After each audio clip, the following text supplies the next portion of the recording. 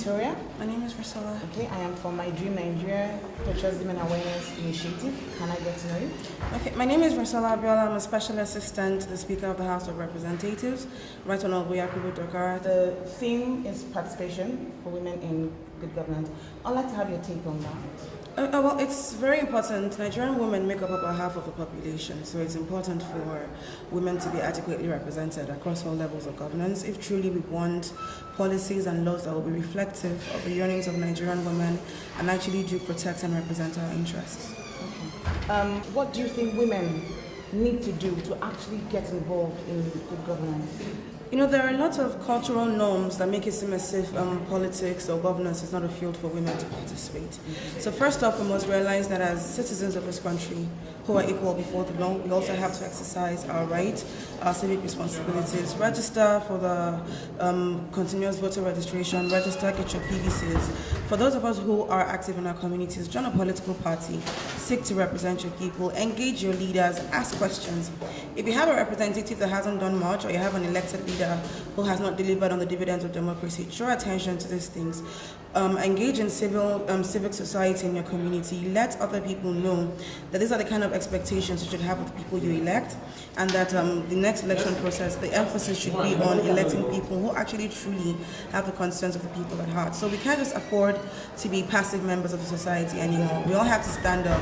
We all have to join politics. We all have to be involved. We all have to query our leaders. We all have to realize that we are exercising our rights as citizens when we ask the necessary questions, so we know that truly we are getting what we deserve as citizens of this country. We're not passive participants in our country. It is ours. We make up half of the population, and we need to begin to act like it. It is definitely time. We need to step into the scene. We need to step into the rooms where the decisions are being made.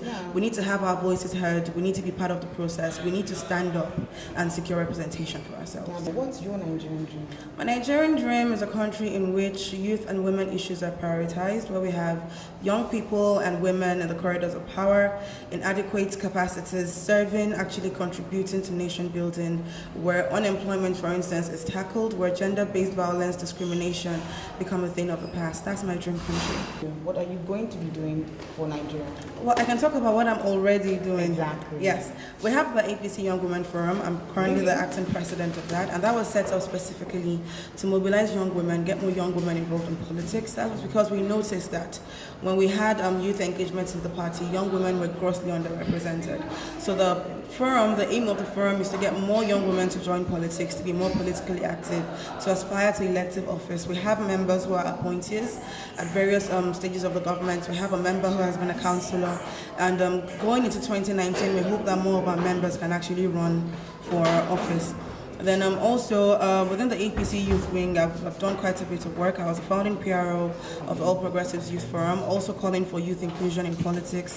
As aide to the Speaker, I have ensured that Nigerians, especially on the online media, are kept abreast of developments within the House of Representatives. So that's like ensuring that people are knowledgeable about what their representatives are doing, the rest of the House. I try in my own capacity to break down legislative processes so people understand exactly what legislative duties entail, because I realize that there's not really a lot of knowledge concerning that aspect of governance. And then what I also intend to do in future, God willing, is to run for office to represent my people. Yes, because if we're calling for youth inclusion, we're calling for women inclusion, we also must be willing to step into those shoes and do what we've been encouraging others to do. So in the future, God willing, I intend to run for office, offer quality representation to my people, set a bar, set a standard for everybody else. This is how to represent people. This is the minimum, as in, this is the standard of representation. That's what I want to do for my people.